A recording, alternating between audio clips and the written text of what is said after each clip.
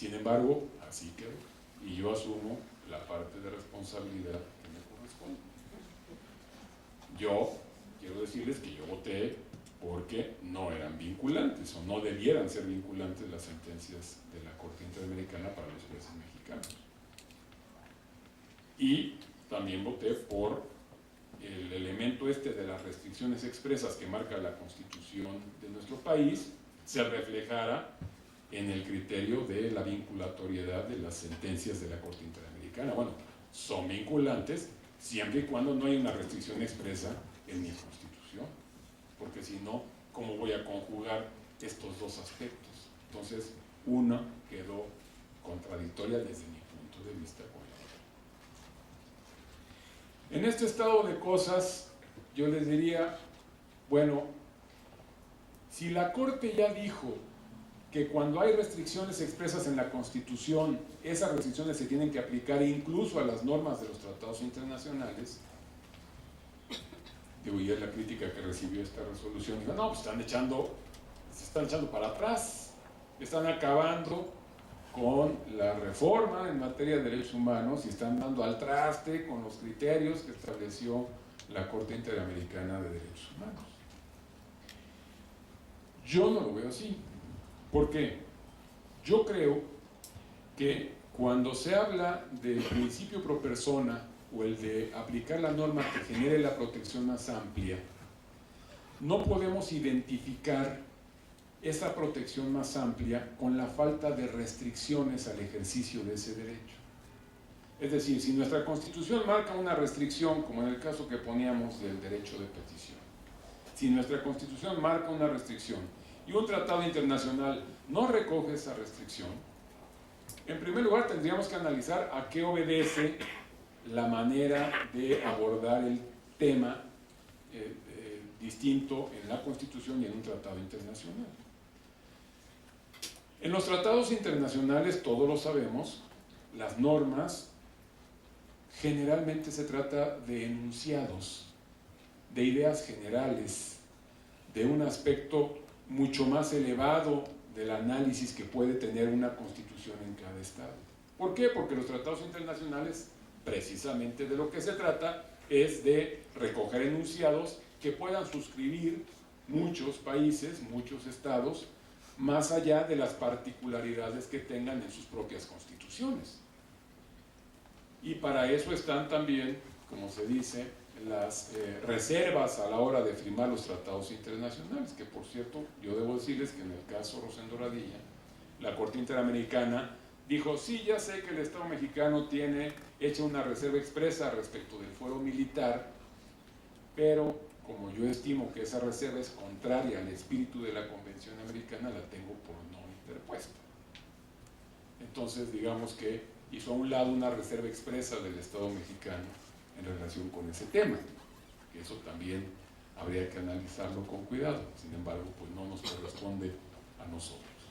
Pero les decía yo, hay normas que tanto en la Constitución como en los tratados internacionales reconocen el mismo derecho, pero que nuestra Constitución le marca restricciones. Otro ejemplo, si quieren inventado, es, por ejemplo, el acceso a la información pública, ¿no? El derecho de información. ¿Qué dice nuestra Constitución? Todas las personas tienen derecho de tener acceso a la información pública gubernamental. Ahí está reconocido el derecho. Pero nuestra Constitución le marca algunas restricciones. Por ejemplo, se tienen que proteger los datos personales. Esa es una restricción al ejercicio de ese derecho. Vamos a suponer, en otro ejemplo inventado, que la norma del Tratado Internacional reconociera el mismo derecho de acceso a la información, pero no recogiera la restricción que sí marca nuestra Constitución, es decir, que no tomara en cuenta la protección de datos personales. Yo les preguntaría, ¿la que genera la protección más amplia es la norma de fuente internacional? No necesariamente. Ahora sí que dependiendo desde la perspectiva donde lo vea, desde la perspectiva del que pretende acceder a la información pública, pues sí, ¿verdad? Aquella norma internacional le da un acceso ilimitado sin ninguna restricción. Pero nuestra Constitución hace un ejercicio de ponderación de derechos también y dice, bueno, es que aquí hay otros derechos que también hay que ponderar y hay que poner en juego, que son los derechos de las personas cuyos datos personales están en esa información. Y entonces, dale acceso a la información pública, pero resérvate los datos personales, porque esos también son dignos de protegerse. Entonces, con este ejemplo yo lo que les quiero hacer patente es que no siempre que la norma internacional no recoja las mismas restricciones que nuestra norma constitucional está generando una protección más amplia, porque a veces la norma constitucional lo que está buscando es un equilibrio entre la protección de distintos derechos, para empezar. Y el otro punto que también les quería comentar es qué va a pasar, o qué pasa, porque esto se da en el ejercicio cotidiano. Seguramente las sentencias de este Tribunal Contencioso Administrativo del Distrito Federal llevan a cabo control de convencionalidad y tal vez hayan llegado a establecer en alguna ocasión la inaplicación de alguna ley. ¿Qué pasa cuando en nuestro propio artículo primero constitucional, ahora en su tercer párrafo, dice que todas las autoridades del país tienen la obligación de promover, respetar, garantizar y proteger los derechos humanos? ¿Cómo se asume esta obligación por parte de una autoridad jurisdiccional? Cuando esa autoridad jurisdiccional tiene un conflicto, tiene una controversia entre una autoridad y un particular, no hay ningún problema, ¿no? ¿Por qué? Porque en esa controversia solamente una de las partes es titular de derechos humanos. La autoridad no es titular de derechos humanos, el particular sí. ¿A quién le debo de proteger los derechos humanos? Pues claramente al particular que es titular de esos derechos. Ahí no tengo duda. Pero ¿qué pasa cuando la controversia es entre partes iguales? ¿Qué pasa cuando la controversia es entre un particular y otro particular? ¿Cuáles derechos humanos son los que tiene que promover, proteger, respetar y garantizar el juez? ¿De cuál de las partes? ¿Cómo puede asumir un juez esta obligación cuando existe un principio de igualdad entre las partes combinado con una obligación de imparcialidad del juez?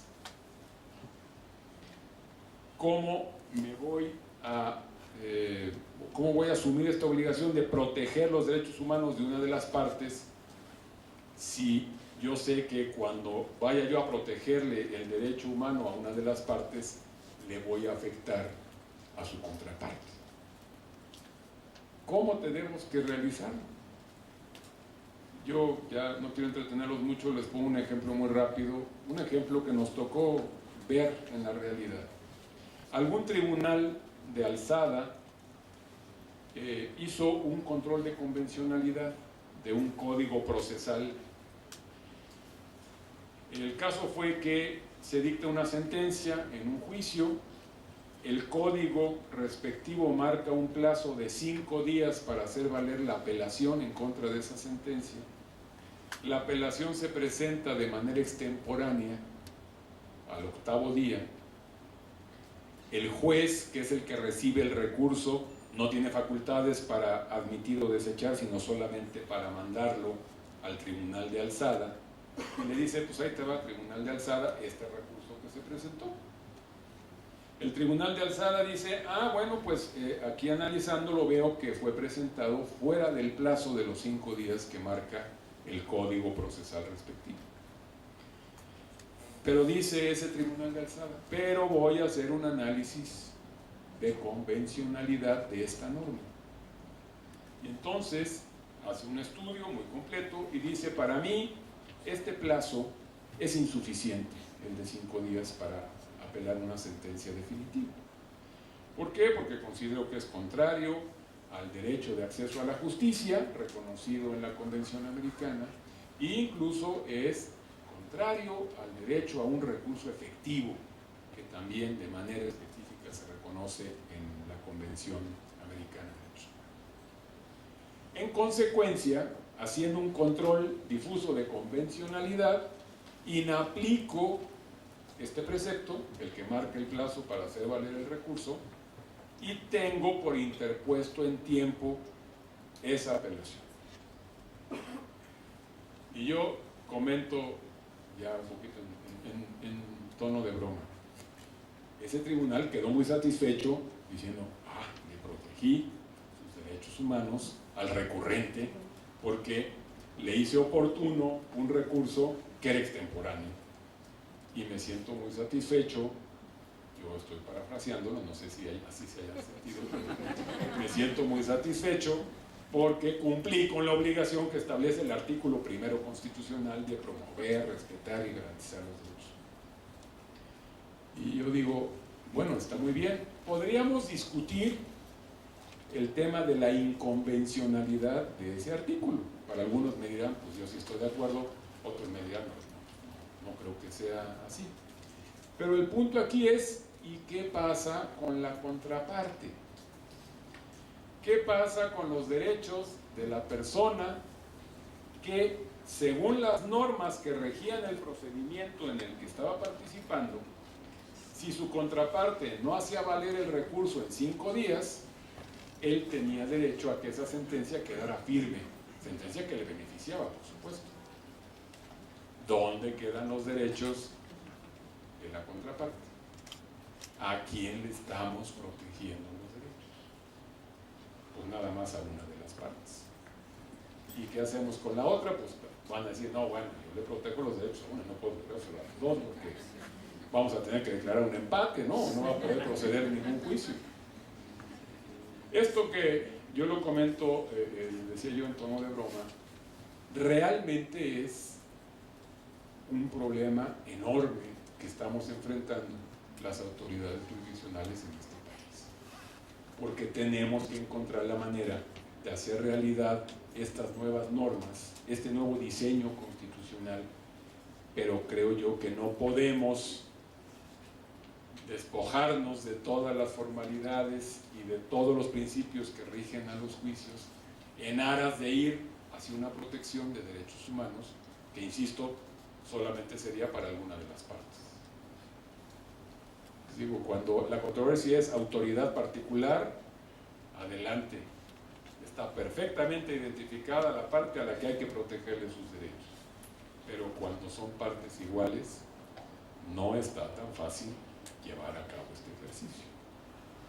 La conclusión, con esto termino, es que este nuevo diseño constitucional, esta reforma en materia de derechos humanos, las determinaciones que tomó la Corte Mexicana en el caso de Rosendo Radilla, de la sentencia de la Corte Interamericana, nos dan nuevos instrumentos a las autoridades jurisdiccionales, instrumentos valiosísimos, instrumentos que nunca antes los juzgadores habíamos tenido en este país. Entonces imagínense la posibilidad de que cualquier juez de cualquier instancia, de cualquier materia, de cualquier grado, diga, para mí este artículo del Código Civil o Penal o Procesal Civil o Procesal Penal o Procesal Administrativo es inconvencional y lo inaplico. Se le está dando un carácter de legislador negativo a los jueces, ¿no? Estoy eliminando la norma que me rige y conforme a la cual tengo que resolver. Bueno, partiendo de esas facultades que decía yo, los jueces que ya llevamos algunos años en esta labor no hubiéramos imaginado hace algunos años que podríamos tener, pues me parece que el tamaño y la trascendencia de esas herramientas tienen como contraparte el que asumamos la grave responsabilidad que tenemos los juzgadores al hacer uso de esos instrumentos, y que sean instrumentos que se utilicen en beneficio de una mejor impartición de justicia, no para el lucimiento personal de ningún juzgador, para impartir una mejor justicia, y en esa medida estarán bien utilizados. Esta contradicción de tesis 293 de 2012, a la que hago referencia, muchas personas la vieron como la definición ya final de la temática. Y yo digo, no, estamos empezando, es el primer paso. Tenemos que ir avanzando poco a poco y decía yo, tenemos que ir encontrando su justo lugar a estos nuevos instrumentos que hoy por hoy tenemos los juzgadores en este país. Y para ello, me parece que debemos tener muy presentes dos aspectos fundamentales desde mi perspectiva. Uno, desde luego la función esencial de los juzgadores es impartir justicia, pero no es la única.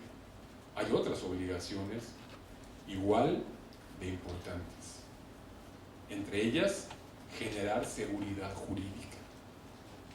Si en cada juez de este país va a haber un intérprete constitucional y convencional, podemos generar un sistema caótico, en donde no sea previsible el resultado de un procedimiento, en donde todas las normas estén a prueba y estén cambiando permanentemente. Y el otro punto, los jueces tenemos que hacer uso, desde luego, de las virtudes que debe tener cualquier juzgador, pero en estos casos poner el énfasis en una en particular. Y para mí, la palabra clave, el valor clave es la prudencia del juzgador en el uso de instrumentos tan importantes y tan trascendentes como el control de convencionalidad de las leyes que rigen la actuación de los jueces al momento de llevar a cabo los procedimientos que tienen bajo su competencia. Yo con esto concluiría, desde luego quedo a sus órdenes si hay alguna aclaración, queja, sugerencia, reclamación. Muchas gracias.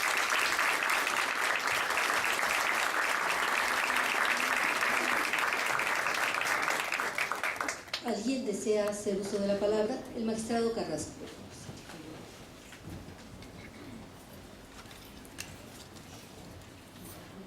Bueno, una duda y una orientación. Por ejemplo, si nos vamos a la Constitución, el juicio de amparo dice, obviamente refiriendo al contencioso administrativo, no al aspecto agrario, ni al aspecto penal, ni del trabajo, ¿no? Solamente se puede suplir la deficiencia de los conceptos de violación. Nosotros también, nuestro contencioso